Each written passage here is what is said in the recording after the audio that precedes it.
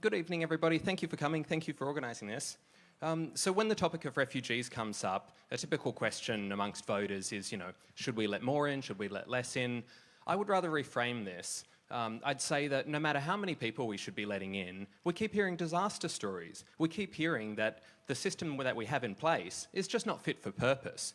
We hear stories of people being detained for 9 years. We hear stories of, children growing up in the detention centre, and they start telling their parents, when I grow up, I would like to be a guard in the detention centre, because that's all they see. That's all they know in their lives. So no matter what number of people we're talking about, we need to keep in mind that at the moment, refugees are the canary in the coal mine. These people, they're not citizens yet, and this seems to be, carte blanche. Let's just treat them terribly. Let's, undermine their human rights. Keep in mind, these laws that are being used to mistreat them, these laws are written by Australia.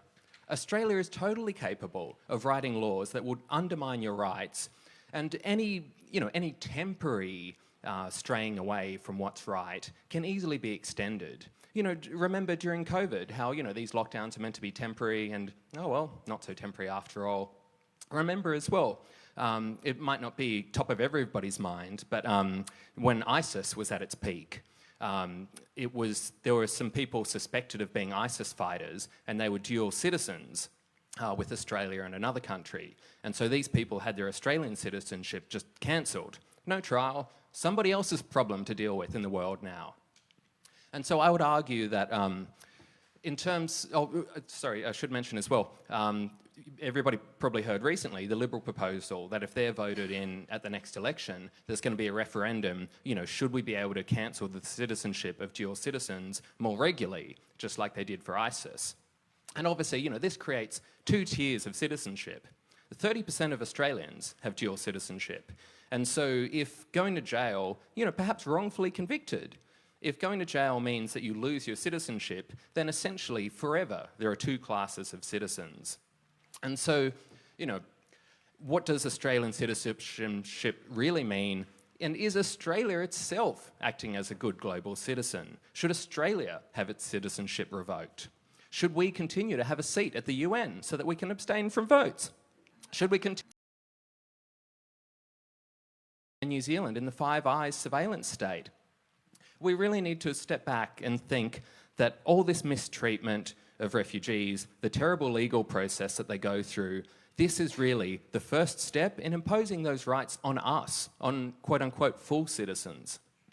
And so in the latest few years, there was a notion that the legal process was taking too long for these people, so let's fast-track them. No need to follow the regular process, Let's just fast-track it, give them one chance in court. Why is it that this legal process is so slow, so time-consuming, so expensive? I mentioned before that they're the canary in the coal mine. Renters in Victoria go through the same lack of rights. They have all these rental protections about, having a window with blinds, for instance. But if the landlord doesn't fulfil that, then the onus is on the renter themselves to take the landlord to court, and they don't get any sort of compensation. They get refunds for any costs, but in terms of their rights being violated, there's no punitive damages awarded by these courts. So we can see that, it wasn't just a thought experiment, that there are Australian citizens who aren't getting the full rights that they were meant to have through the creation of a substandard legal process. Imagine if our legal system was actually fit for purpose. What if it was so user-friendly that, while someone, let's say in Sri Lanka, they're thinking about leaving, what if they could visit the Australian government website? So people who end up in Manus Island, for instance, 80% of them are deemed to have valid claims. I don't want to go through that sort of, risk myself.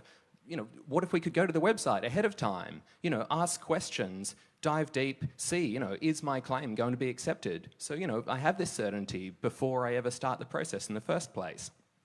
We can also think that if Australia was to act as a good global citizen, could we have such a scalable legal process that we can, what if it was available as open source software to any country? Anyone who's read the book Why Nations Fail by Acemoglu and Robinson, we see that the creation of inclusive democratic processes actually creates wealth and harmony. And I think I'll leave it there on that book recommendation. Thank you. Thank you, Owen, and thanks to all of our candidates for outlining your vision for refugee and policies affecting people seeking asylum. Will candidates confirm committing to permanent visas for remaining temporary protection visas and bridging visa holders and double the refugee intakes if elected by 2025? Sorry, can you rephrase that? We were going to get rid of the temporary visa? I think there were two questions in that. The first question is getting rid of temporary protection visas and offering people failed by fast track permanency, and then doubling the humanitarian intake. So 2 questions in that. Those things definitely sound agreeable, and I would actually go further and say, let's have the thought experiment of what if everybody who arrived in Australia got citizenship? Why can't the Australian government provide its services more cheaply? Why is it so hard for Australia to welcome in more people?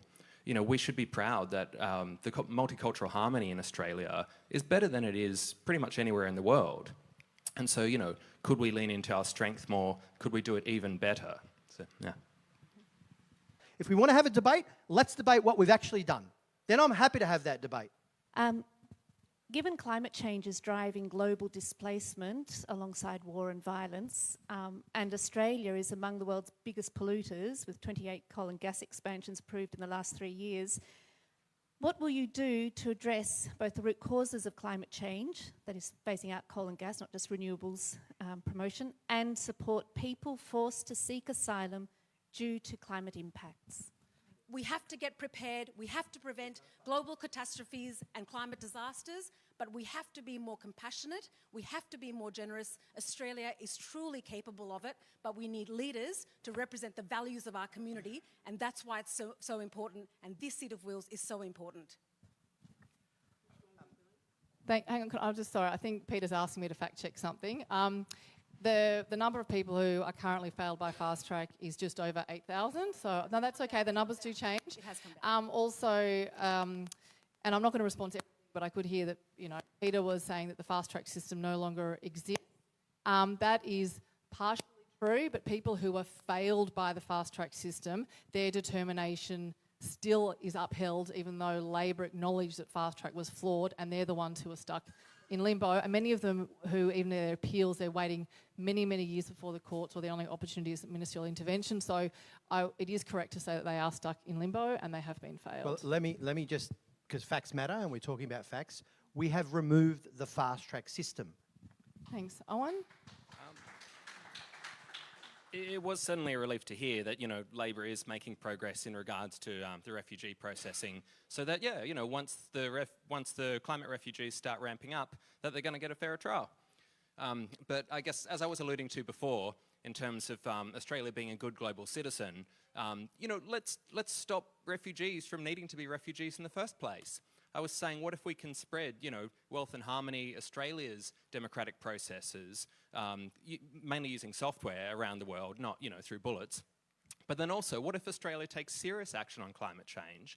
What if we direct significant amounts of funding to research and development so that these technologies can be applied anywhere in the world? One of the technologies that Fusion wants more investment in is precision fermentation. The idea of using yeast cells to grow, the casein protein in milk.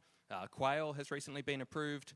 Estimates are that if we were to grow enough food for all the humans in the world using precision fermentation, then this would only take up the area of the ACT. And so you can imagine, with new technologies, to have food independence, energy independence, then basically, refugees won't be fleeing in the numbers that we're currently predicting. Authorised by Owen Miller for the Fusion Party, Brunswick, Victoria.